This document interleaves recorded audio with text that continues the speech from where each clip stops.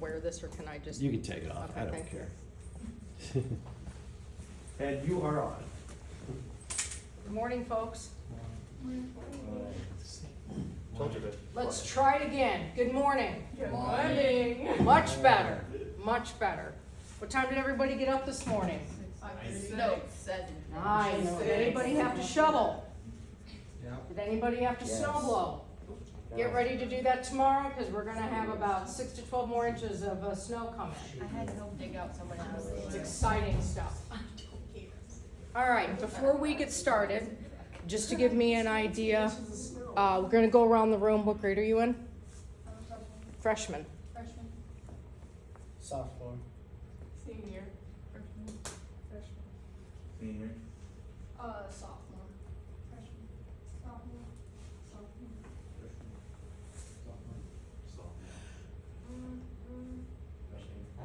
All We right. totally skipped our junior class in here, apparently. You what? We totally skipped the junior class in here. Okay. As Mr. Carper said, my name is Anna Voss. I'm with the Iowa Law Enforcement Academy. We train police recruits from around the state of Iowa, as well as dispatchers and jail staff or correctional officers. Right now at the academy, we just started two new classes last week, and we have 96 recruits at the academy right now. A couple of them are brand new high school graduates, literally 18 years old, coming into the Iowa Law Enforcement Academy. And I will tell you, they are getting a reality check on life, because there is a lot of expectations, there is a lot of discipline. They have to make their beds, they have to clean their rooms, they have to clean up after themselves. So it's a great career, but there's a lot of expectations that go with it. I currently run the program and train all the dispatchers that work in the state of Iowa. Next week, Monday through Friday, I will have a 5-day class with a variety of instructors coming in, and I have 45 students from around the state of Iowa, brand new dispatchers that are gonna come in for training. Are you all right? Okay, just double checking. I wanna make sure you don't need the Heimlich maneuver or something. This month for me marks 25 years in public safety. I am an EMT for 25 years, I've been a dispatcher for 7 years, and I've been an instructor at the academy for 3 years. My point in telling you this is one of the greatest jobs you can have in public safety if it's something you really have a passion about and want to do. It's tough, it can be frightening, it can be stressful, but it's also one of the greatest jobs to do. As far as dispatching is concerned, before I get into any specifics on this, can any of you tell me what dispatchers do?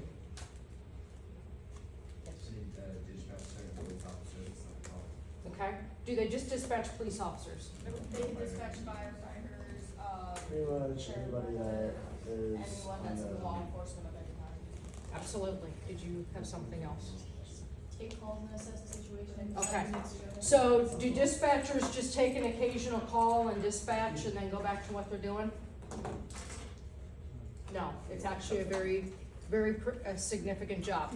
The public in general, public citizens, people who are not part of the law enforcement community often consider, can I turn a light off or is that gonna be, I just didn't know if they'd be able to see this better. Often have the impression that dispatchers look like this. They come in at 8 o'clock, 9 o'clock in the morning, they sit at a desk, they have a cup of coffee, they hang out with their colleagues or their folks in the office, might answer a few phone calls, everything is great, it's a relaxed environment, it's a relaxed atmosphere, and at the end of the day, they go home and everything's great. Is that reality? What do you think reality is? Stressful, On the clock all the busy time. work environment. Yes. This, folks, is a little bit better perception of reality. The average, this is what we call a console or a panel for dispatchers. The average console or panel has 5 to 6 monitors. Does a dispatcher have to look at every one of those constantly? Nope. Yes, you almost go cross-eyed at times because of the amount of information that you're paying attention to. We have mapping systems. We have unit or call numbers for all of our officers, all of our responders. We've got screens for all of our calls, 911 and non-emergency. We've got maps for where everybody is. We have maps for where all of our callers are located. All of these screens have to be monitored constantly. So for the public to assume that a dispatcher is looking at a computer screen and, yeah, this is great, they're just sitting there hanging out, this is essentially what we do. I worked for 6 years at State Radio, which is part of the Iowa State Patrol, Iowa Department of Public Safety. When I worked there, we dispatched, just to give you some perspective, you guys are all, they all live in one county, right, essentially? You guys all live in one county. As dispatchers, I dispatched for 28 counties in the area where we worked. On average, the amount of officers that we had on the road was anywhere between 15 and 25 at a time. So what does that mean as far as what I'm listening to? How many voices am I listening to? A tremendous amount. And that doesn't include the callers, that doesn't include other individuals out there on the radio, doesn't include all of that. It's a lot to pay attention to. At any given time, the 911 lines we have, anyone want to take a guess at how many 911 lines we have in dispatch center? Give me more than a lot. A tremendous amount. Give me more than a tremendous amount. But good words, good words. Anywhere between 5 and 10 911 lines that can ring simultaneously. That may not seem like a lot to you guys, but if you have 1 or 2 people that are managing 5 to 10 lines, can that be overwhelming? Probably. That doesn't include all of the non-emergency lines we have to answer as well. The phone that I had in the comm center had a total of 22 lines on it. And at any given time, all of those lines could be running.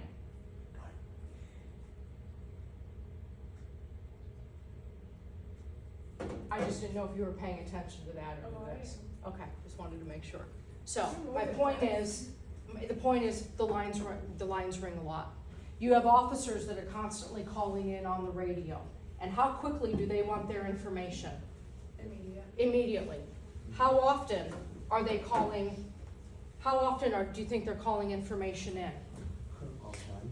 All the time. Accidents, traffic stops, different calls that they're on. How quickly do we have to respond to that as dispatchers? Immediate. Yes. If I take my time responding to an officer on the radio, what might happen to them? They could die.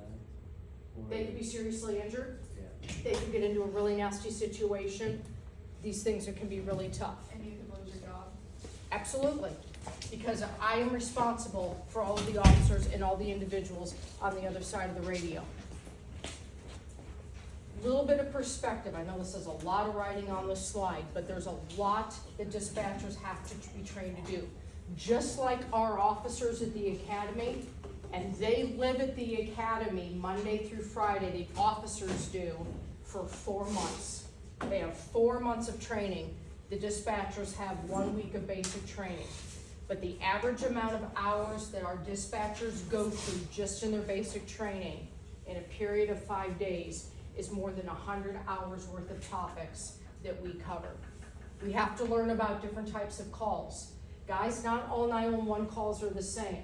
We have traffic calls, we have domestic calls. Unfortunately, like we experienced last week in central Iowa, we have things like school shootings. It happens. It sucks, it's horrible, it's tragic, but our dispatchers are the ones that handle that.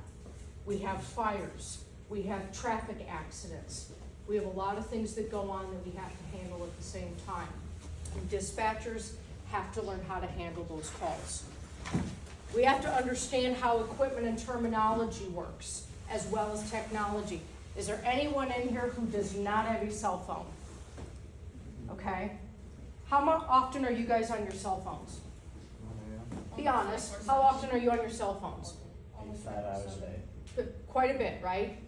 Do you guys feel like you're pretty proficient or pretty knowledgeable about technology as far as your cell phone is concerned? You guys know how things work, right? How many of you have iPads? How many of you have laptops or access to computers? How many of you guys know how to work those computers pretty well? All right? Technology is important. We do the same thing in the dispatch center. We have a variety of computer programs that we have to use. And when I show you all of these computer screens, they are all hooked up to different modes of technology. This is not all one screen that controls one thing. The keypads or the monitors that we have here, 3 different monitors going on. That's all connected. I know you guys are very proficient with technology. I've seen our recruits on their phones, on their iPads, they've got their Apple Watches, they have more technology than I've ever imagined possible. This stuff is difficult, and it all has to be learned, and it all has to be utilized at the same time. We have to broadcast information. When we're working in a dispatch center, we sometimes have to provide information to officers and responders around the state. Why would we have to do that? Why does it matter if I'm working in one part of the state, I need to tell somebody in another part of the state what's going on? In case something happens, so they Okay. can. There could be a reason that tragedy is happening, it's moving along, so you need to let them know. Absolutely. How do people travel for the most part? Car. By car. People are moving all over the place all the time. If we have individuals that have been involved in a crime, if we have children that have possibly been abducted, kidnapped, if we have individuals that are involved in a domestic situation, often they're on the road, they're on the go, they're moving around.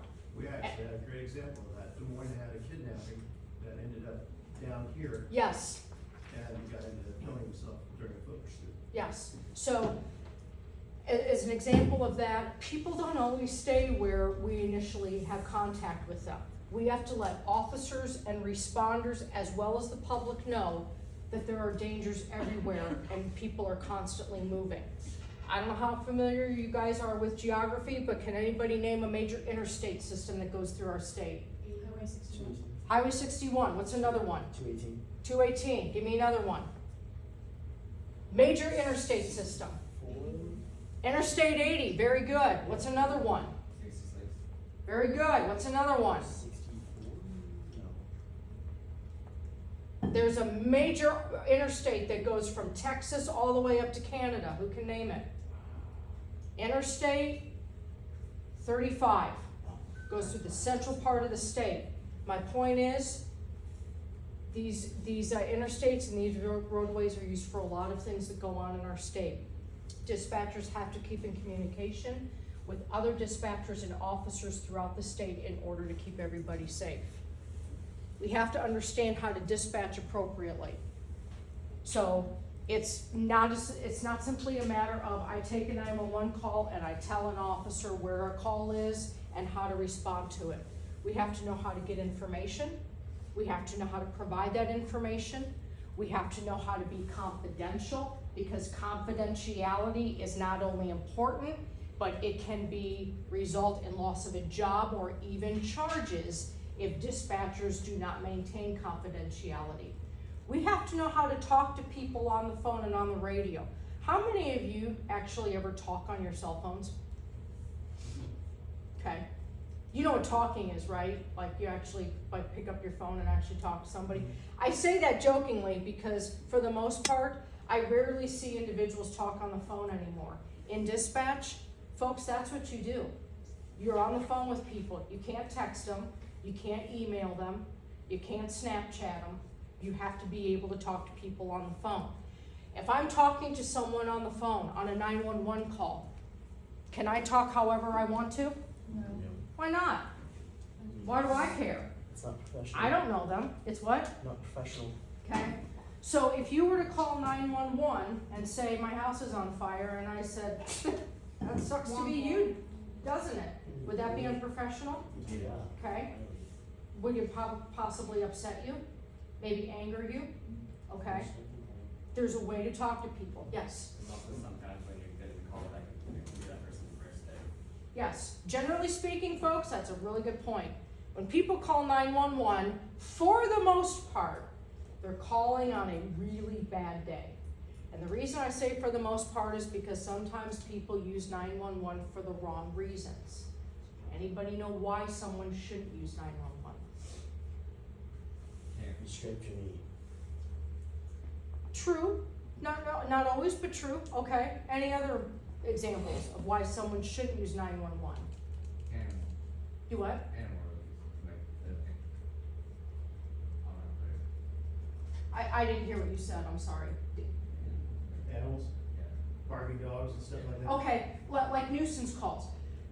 True, it's not that you can't use 911 for that, it just may not be a priority call, but I understand that. Any other examples? Non-life-threatening stuff. Non-life threatening stuff, you basically nailed it right there. So when you have someone calling and asking for the number to Domino's Pizza, is that a 911 call? No. Now, a couple of you kind of smiled when I said that. We get calls in dispatch for things like that. What's the number to Domino's? Is the sun shining today? It's snowing out, should I drive? Now, do I have to be a professional when I answer those calls? Yeah. Yes. Unfortunately. When I get off the phone, do I say a few things? Yeah. Quite possibly. We have to prioritize. What does prioritize mean? Put things first. You're getting two different calls, and one of them's life threatening and one of them's what you just went over, then you would take the life threatening call. Okay. What if the individual who made the non-life threatening call feels like I'm not taking them seriously? Should I restructure my priorities there? No. Okay. Do people always understand what prioritization is? No. Do they always understand the importance of priority? If somebody's having a heart attack and somebody else scrapes their knee, what do you think the priority is for me? Heart attack first. Heart attack, okay. Could somebody who scrapes their knee maybe be upset that I didn't Yeah. send an I mean, they ambulance to their shouldn't money? be, They shouldn't but- be, but it happens. People are- Prioritization is important. How many of you guys have to prioritize anything in your life? Schoolwork, housework, all the time. anything like that? How many of you guys do chores?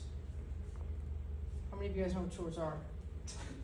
I only ask that because apparently some of our recruits don't know what chores are, so it's a learning process for everybody. Multitasking. Dispatchers have to do a lot of things at once. Officers have to do a lot of things at once. Fire personnel, EMS personnel. In this line of work, if you don't have a lot of things going on at the same time, it's pretty unusual. You've got to multitask, you've got to prioritize, and in the midst of all of it, you've got to be professional, you've got to be courteous, you have to be respectful. One of the biggest aspects of the job, in addition to all of this, is all of our 911 calls, all of our calls, all of our phone lines, all of our radio traffic is recorded. What do I mean by that? audio and video. Yes, meaning that whatever I say or do on the phone or on the radio That way people is can't going to make be things- heard by anybody who wants to hear That way it. people Anything can't else? make things up to use it against you. And it could also Or be vice used for versa, training. Right. And it could also absolutely. be used for training. Okay, say that one more It time. could also be used for training. It's also used for training and in situations where last week with the shooting in Perry, all of that stuff is also released to the public. That's why it's important in any aspect of this job.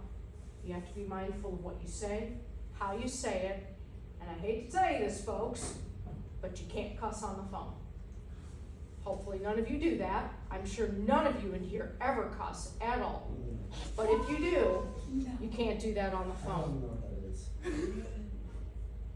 Use profanity. Does that make a little bit more sense?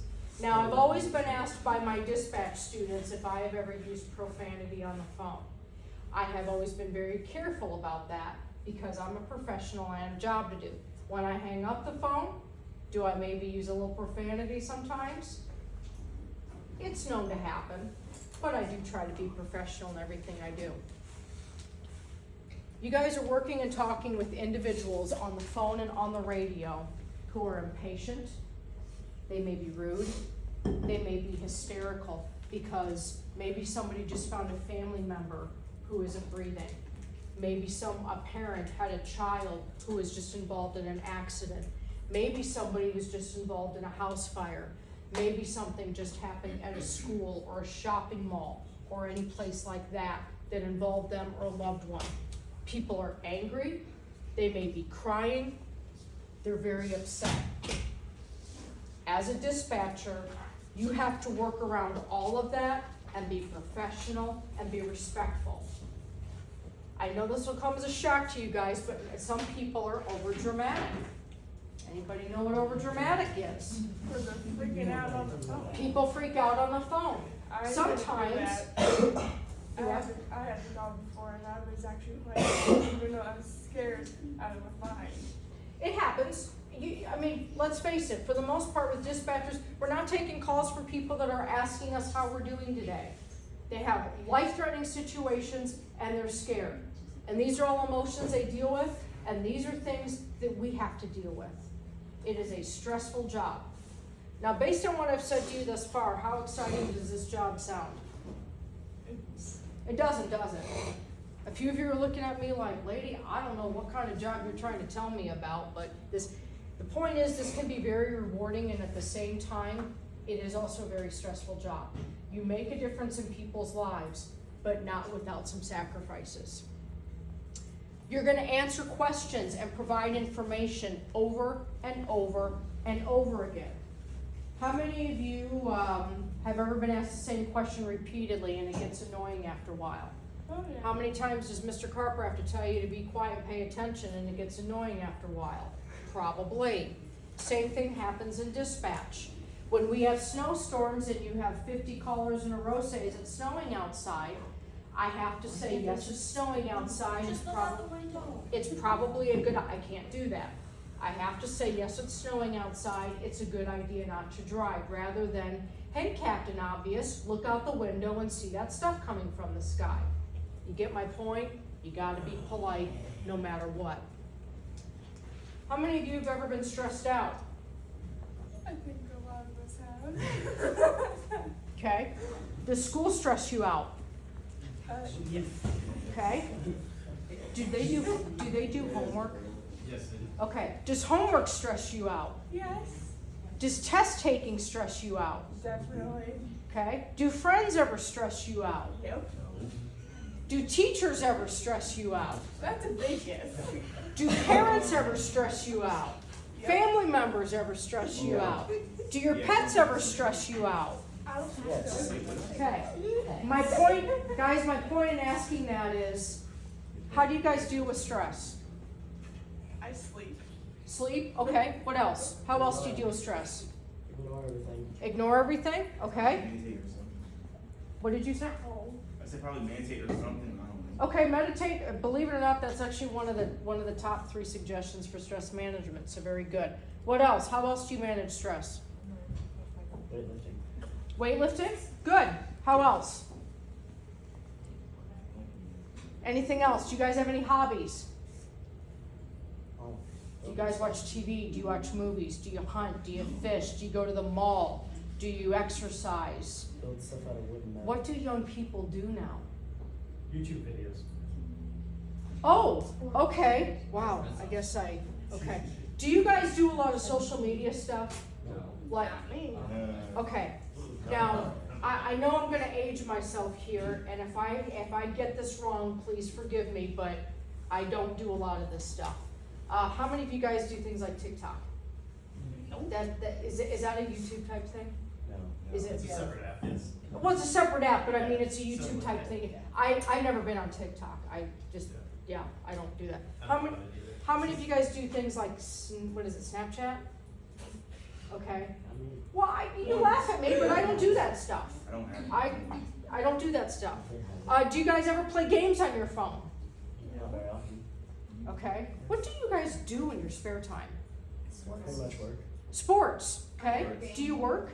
Work on vehicles. Work on vehicles. Okay, so is that a hobby of yours? Kind of. Very good. What else do you do? I create art. Very good. See, you guys do stuff. I'm an artist. I'm gonna start throwing stuff at you guys to get you to wake up here. All right. One of the things that's very important to keep in mind, not only in this job, but in public safety in general. Can anyone tell me what liability is? Anyone know what liability is? It's I'm sorry? Not the right word, but good effort on that one. You're responsible for protecting other people. Yes, you are responsible for protecting other people. I'm looking for one other word that goes with liability here. Responsible. Yes, rely on? Liability has to do more with legal and legal responsibility. How many of you know what lawyers do? What do lawyers generally do? They try and help you out so that you don't go to prison. They try to help you out Or even like if it's get not you right. True. Right. They handle what? Legal liabilities. Legal. What do we have to follow in this state? Rules. Rules, which are called Laws. laws. Okay. In dispatching, in any aspect of public safety, we don't just have a job to do. We don't just follow instructions and procedures and things like that. We have to follow laws. There are ways that we have to do this job, and if we don't do it, what can happen to our job? We can lose it. What else can happen to us? Anyone guess? Lawsuits. We can also be charged with crimes if we don't follow laws. Again, that's not meant to scare people, but in this job, there's a lot of liability. If I ask somebody a question wrong, if I provide information that I'm not allowed to give, that becomes a liability. It's important that we understand that stuff. Anybody know what mental health is? Okay, is that funny? Yeah, they have things all over. Okay, well, tell me what mental health is. I can't describe it. Yes, you It's a can. bunch of problems. Is it all about problems? Not really. Okay, so go further with it. You know what you know what it is. Like, it's like different, like, stages that have problems with, sometimes it's good, sometimes it's bad. Yeah, you hit it. Mental health is what's most important about you. About me? Each of you, what's most important about you? How can you best do your homework and your schoolwork and be who you are? By taking what? Also doing what? Taking care of yourself. Mental health, guys, is taking care of you. If you don't take care of yourself, you're not gonna be able to take care of the public, and you're not gonna be able to take care of the responders that are trusted to your care. Anyone wanna guess what officer safety is? What is officer safety? Making sure the officers are protected in situations. Okay, would you say that a little louder for me, please? Making sure officers are protected in the situations that Yes. Officer safety is one of the most critical aspects of this job. Yes, we are here to serve the public, but as dispatchers, my top priority in anything I do, without a doubt, unequivocally, and I can't stress this enough, is officer and first responder safety. Because if my officers and responders don't go home safely at the end of the day, it's not necessarily my fault, but do I feel responsible for that? Yes, I do. Because I'm dispatching them on calls, I'm providing them with information, I'm providing them with assistance, and I'm essentially what we call in dispatch a lifeline for our responders. That's why this job is important. How many of you have family members, loved ones that have any aspect of public safety? My Police brother's- officers, my brother works firefighters, at the EMS, okay. Do you ever think about whether or not they don't come home at the end of the shift? Is that ever a consideration, ever a thought process? That somebody might not come home at the end of the shift because of something that happens? It's very important. For dispatchers, that is my priority. The public is important, their safety in order to help you is even more important. We have what we call an Iowa system. And what that is a software system that allows us to provide information to officers and responders about the individuals they're dealing with. So, if an officer were to give me your name and date of birth, I could run all the information, both at a state level and a federal level, about you. I would know your eye color, your height, your weight. I would know if you have any tattoos. I would know if you've ever committed a crime. I would know everything about him. Every single one of you in here has information that I could find out about you and provide to responders. Why is that important? To know what they're dealing with and see what could possibly happen. Absolutely. What else? If you have, an allergy of some sort where you need to get like an insulin shot or something. Yes, medical stuff. What else? Prescriptions, like if you Yes, if someone has committed a crime, to find a description of somebody. And if somebody has committed a crime, that is also information I can find out to keep the officer safe. Because if you've committed a crime, if someone's committed a crime, what might they have on them? A weapon. And how is that safe for my officers and my responders? No. So all this information is information that we can provide them. Keep in mind, in a job like this, public doesn't always know what you do. They often don't know what you do. They can call 911 and they don't care who they're talking to, they don't care where they are, they don't care what's going on, they don't care how busy they are. The person that calls 911 wants help and they want it now. They don't know what you're doing necessarily, they don't care what you're doing necessarily, they just want to know that you're going to send them help. That's why I say and reinforce that professionalism and courtesy and being aware of how you're talking to people is important. Because if I call 911 and you're my dispatcher, I don't care how busy you are, I don't care if you have a bunch of things going on, I don't care if someone just yelled at you on the phone or if you have to use the bathroom or you haven't eaten in 12 hours. I want you to help me and I want you to help me now. And if she doesn't provide that help, what am I likely gonna do? Lawsuit, complaint. Not necessarily a lawsuit, but complaint. And what could that do to her job? It could get her in trouble. She could Possibly lose get in her job. trouble. So, my point is, did that scare you enough right there? No. Oh, okay, all right, I'll keep going. She's just a good time. All right, very quickly, I'm gonna go through this. Technically, by the dictionary standards, a dispatcher is an individual who receives, processes, and transmits public safety information received through 911 and dispatches that out. That is essentially what the dictionary says I do. Does that sound boring? Yeah. Does that sound accurate? No. Okay. What do you think a dispatcher really does? A lot more chaotic stuff. Yeah, a lot more chaotic stuff. That's a pretty good explanation. So this is a true definition of a dispatcher. An individual who in the course of several hours or more likely minutes takes calls, filters information, dispatches calls to fire, EMS, and law enforcement with little or no accurate information provided by individuals who have no idea where they are, what they're driving, or what they're calling about. That's one of the things we have to do as dispatchers. I have to be a detective and I have to ask questions, okay? The average individual that calls and is driving does not know what kind of vehicle they drive. How many of you drive? How many of you know what you drive? Good. The average 911 caller cannot tell me what kind of vehicle they drive. The average 911 caller cannot tell me where they are in the state of Iowa.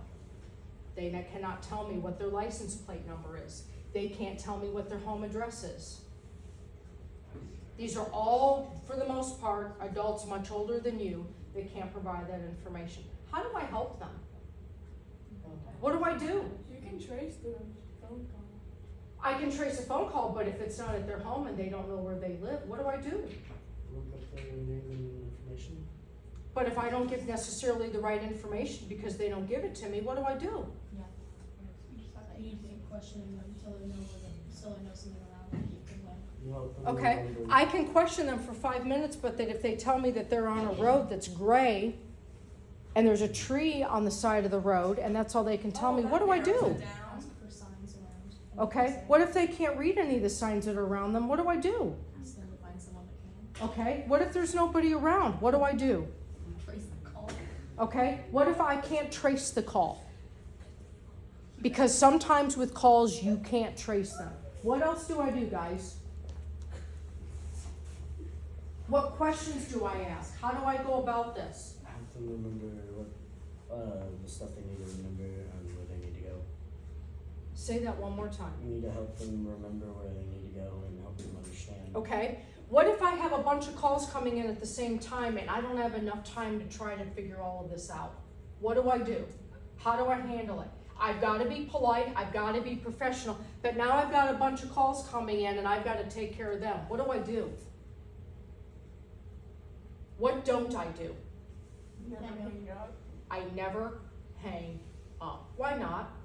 Because it could actually be a life-threatening situation. Okay. And their panic is what's causing them to not, think clearly and remember all the stuff. Okay, good answers, very good answers. All right, so I got a fancy little blue circle up here. Pretty cool, isn't it? I did that all by myself. Aren't you guys impressed? Okay, my point with that is less than 2% of the population in the United States is able to do this job. You see that little thin white stripe in that circle? That's the percentage of people in the entire country that are able to be dispatchers. That's not very many people. How many people are in this room? Well, count. How many people are in this room?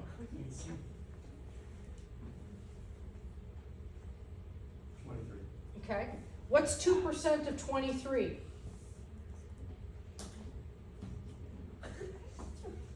Do we have mathematicians in this room? Nope. Do you guys know how to use the calculator on your phone? What is it? 4.6. Okay. So 4 of you out of this entire room are able to do this job? That's not very many of you, is it? Does that mean the rest of you are very smart? No. Does that mean the rest of you just aren't capable? No, it doesn't mean that either. You can learn the skills. Okay? You can learn the skills, but do you sometimes just have to Accept the fact, yeah. have what it takes? Absolutely. Anybody know what an air traffic controller is? Do what? Yes. What else? Isn't it, like airplane flights, making Yes. sure they're not Okay. like hitting each other? Absolutely. Air traffic controllers guide and control all the air traffic that comes into and out of an airport. Do you think that's a tough job? Yes. It actually is, because you have to even be accepted into the training program to become an air traffic controller, and it is not an easy program to be accepted into. You also have to be very good at math, which is why I will never be able to do it. It's also a lot of stress knowing that if you have people's lives at stake. Absolutely. It is a very stressful job. So here's some perspective. Dispatchers and air traffic controllers are in the top 5 most stressful positions in the United States altogether. Now again, I would imagine some of you are thinking, well, why would you encourage us to do this job? More information than anything else, but the fact is, it can be and often is a very rewarding job, but there's a lot of stress and a lot of situations that come with it. Anybody know what burnout is? It's when you work so hard that you just Have. like no Had energy enough, to do right? anything. Okay, do any of you get burned out with homework? I get burned out from everything. Okay, burned out from everything, okay. Do any of you get burned out from school? Yep. Chores, Yep. shoveling snow. Yep. Well, I don't shovel snow, but I would if I did, okay? Do any of you get burned out from just stuff in general? Yep. Okay. My sister. Siblings, do any of you get burned out from siblings? Yes, all 7 of them. Yeah, I hear sisters and brothers. Do any of you get burned out from your friends? Sometimes I just know my dad in the face, I get hard, like David, sometimes I just run after Okay, yeah, don't tell me that, don't tell me that. What? Okay, the reason I asked that question is because on burnout, job-related burnout, the average dispatcher today will only work in this job for less than 3 years because the amount of stress takes a toll. Keep in mind, folks, you guys go to school, Monday through Friday, right? For the most part. Do you guys have early outs, late starts, days off, holidays, things like that? It's great, isn't it? You guys don't have that. Guess what public safety personnel don't have? We have days off, but we don't have weekends off. We don't have holidays off. We work based on our schedules. And that can create a lot of stress because families aren't able to get together, birthdays get missed, special occasions get missed. It's not always an easy job to do. It's just here, it's just freezing. You what? Is it freezing in here? Is it cold in here? A a little chilly. in here. Okay, I think it's a little chilly, but I'm usually never cold, so that tells you it's kind of chilly in here. Yeah, I was over here like getting Yeah. the chills. I'm like, A little bit. Construction of the 911 dispatcher brain. Now, I wouldn't expect you guys to grasp all of this because there's a lot of basic information that you haven't been told yet. Dispatchers have to know a lot of things. We have to know codes, we have to know abbreviations, we have to memorize badge numbers of officers and responders. We have to know geographical locations for entire areas.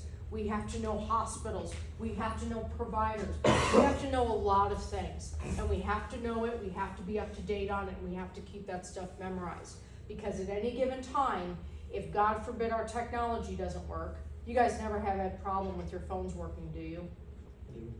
Okay, if technology doesn't work, it stinks, doesn't it? Because we rely on it. There have been many times in the dispatch center where my computer crashes and I have to do everything. Are you ready for this? I actually have to write things down and keep track of it. Oh, you poor thing. It is awful. It is horrible. Have any of you ever written in cursive? Yeah. Are you guys still taught cursive? No, they don't teach us. They don't teach cursive anymore? Man, things have changed. I was taught cursive. Because I still write cursive when I need to write quickly. Yeah. I actually had a student who had no idea what I was writing. He thought that it was just scribble. I said, this is cursive. He'd never been taught that in school. I actually had to teach my youngest kid. I was Wow. taught kindergarten. When did they stop teaching cursive?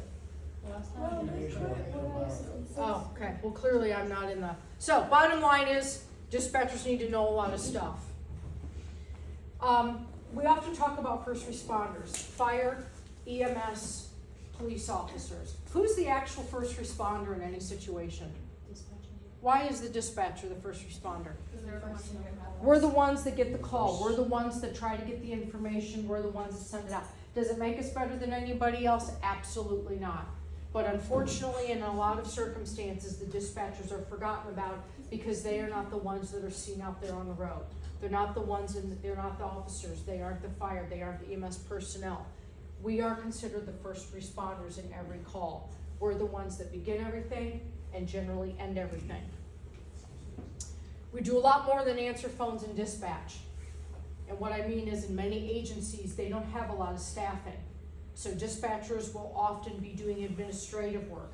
They will run reports. They will type things up. They will help the public. They will do a variety of things in the office. Many agencies, specifically sheriff's offices, dispatchers also have to work as jailers. They have to provide medications to inmates. They have to do food service. So for a dispatcher to be told, or for any of you to be told a dispatcher only does these things, a lot of them do a lot more. Many of them do a lot more than what they're paid for. It's a very stressful and it's a very comprehensive job. Any of you think you're good communicators? How many of you communicate well?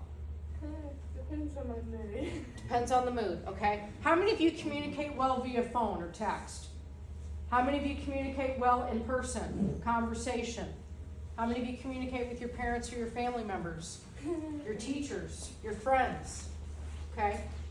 One of the most important aspects of this job, probably more than anything else, guys, is communication. If you can't and don't communicate, you're not gonna be able to do this well. You've not only gotta be able to talk to people and help people and provide resources, but you've gotta be able to communicate, explain things, calm people down, provide people reassurance. Because when someone is having a horrible day, they don't wanna talk to somebody else who's gonna get wound up. You've gotta be able to effectively communicate.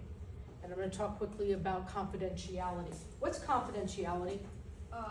When you have to keep things a secret, Yes. like you're not allowed to tell Keep others. things a secret and not talk about them. How many of you, any of you in here good at keeping things confidential? How many of you in here, every time you hear something, pop, pop, pop, pop, pop, pop, pop, pop, pop? No. Okay. No, I asked that seriously because that's one critical aspect of this job, and I talked about it a little bit earlier. You are going to hear things and see things and be privy to information that the public and even other first responders cannot be privy to. And I can tell you, not from a personal perspective, but from a professional one, I have worked with individuals who have shared confidential information about callers or situations, and do you think they still have their job? No. They do not. Because confidential information is not only critical in this line of work, but if you are found to be breaching confidentiality and sharing information with others, you can not only lose your job, you can be charged with a crime for that. Because that is considered a federal crime.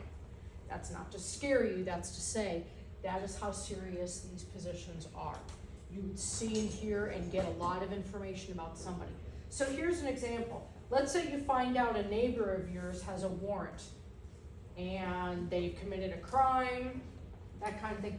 Are you okay to tell your neighbor that they have a warrant because they've committed a crime? Why not? They're your neighbor. You want to make sure you're looking out for them. Why can't you tell them that? It's private. Why is it private? It could take Reason off. that I don't know. Do what? Reasons It's that I not, don't know. it's not Okay. public. It's essentially not public information. You had to run that information and find that out in the capacity of your job. Unless it's public information. Unless it's public information, Unless it's public information. if you're you can't doing use it in a confidential nature, it has to remain that way. If you find out one of your family members is arrested for something, is it up to you to make everybody else aware of that? No. It is not. One of the most dangerous aspects, can I borrow your phone for a second? I'm not gonna do anything with it, I just wanna use an example. One of the most dangerous aspects of this job is a cell phone. Why? Because a lot of information can be looked up. A lot of information can be looked up, but what else? What, I'm not looking at it, don't worry. What else? A lot of information can be stored on it. Information can be stored and it can be shared. The Even if reason, you delete a picture, it can still be found. the reason I share this is because whether you're a dispatcher, an officer, a firefighter, EMS responder, anybody, any pictures or information that are kept on your phone, whether you've done it or somebody else has done it, this stuff can all be what we call subpoenaed by an attorney, which means a legal expert can get access to this and it can wind up where? In court. And keep in mind, if information is put on a phone, guess what else do they have access to on that phone? Everything. So messages, pictures, selfies, whatever you guys do, all of that stuff is accessible.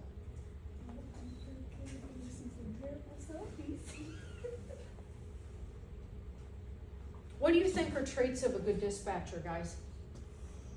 What are good characteristics of a dispatcher? Having a good customer, I'm sorry, I can't hear you. having a good customer help voice. Good, very good. What else? Stress management. I'm sorry? Respectful. Respectful. What else? Stress management. Stress management. What else? Patience. Patience. Critical. Yes. What else? Prioritizing. What? Prioritizing. Prioritizing. Yes. What else? Being able to understand the situation. Being able to. Understand the situation. Absolutely. What else? Multitasking. Multitasking. Give me another one. Knowledge. What's a good trait of a good dispatcher? Understanding. Absolutely. What else?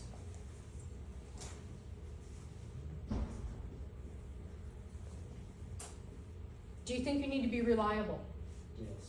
Do you think you need to show up to work on time or early to be able to do the job effectively? Always. Yes. Do you think there will be times when you have to work late even though you want to get off work early and go do something? You better believe it. You're gonna work overtime. You're gonna be expected to step up and help coworkers out. Reliability is critical. You're gonna have to make sacrifices as a dispatcher. As I told you about your schedules, you might not necessarily, am I running out of time? No, you're fine. Okay, you might, maybe you request a day off for your birthday. Well, guess what? If there's not enough staff members, you're probably gonna have to work. You might have to work overtime. If you've got weather-related incidents, you're gonna have to make sacrifices. Unfortunately, that's part of the job. Be confident. How many of you feel pretty confident in who you are and what you do? How many of you feel like you lack confidence sometimes? How many of you could stand up here and talk in front of the class? No, I'm asking, it's a fair question. How many of you could do that? Not me. And I ask that question because we have 96 recruits at the academy. Guess how many of them are comfortable with getting up in front of the classroom and talking? Big fat zero. Guess how many of them get up in front of the classroom and talk? As many as we tell to get up in front of the classroom and talk. Why? Because as public safety personnel, what do you have to be able to do with people, guys? Talk and communicate. And it's not always going to be easy. Anybody know what integrity is? What's integrity? Not lying, being trustworthy, Okay, keep going with that. maybe doing the right thing. Absolutely. Doing the right thing even when nobody's looking. Integrity is trustworthiness, confidentiality, and doing the right thing when nobody is looking. Do you guys, how many of you feel like you have integrity? How many of you don't care if you do or not? How many of you aren't paying attention at this point? Okay, that's good to know, thank you. All right, what's compassion? What's compassion? A love for something that you Okay, a Deep love for desire- something, deep desire for something. say that A again, deep desire for something. okay? What else? The ability to be able to do something safe from oneself. Okay. You're not wrong about your definition. Compassion is a little bit more of understanding really what somebody is going through. Passionate is a love and desire for something and to do it. Compassion is showing that you're a caller or a responder or somebody that you really care. Even if you can't relate to what they're going through, you care and you're trying to help them. That's what compassion is. And I'm going to say this kind of half serious and half joking. Even if you can't, even if you don't really care about what somebody's going through, in public safety we say fake it till you make it. Meaning, you sound sincere so they believe you are. Does that make sense? Yep. You may not always feel it, but you need to convince them that that is the case. Too much to do and not enough time. I know you guys will have no idea what those phones are because none of them have ever seen this stuff. Any of you guys ever feel like this? Those are landlines. Very good. Even our recruits don't know what those are, so that's What? really good.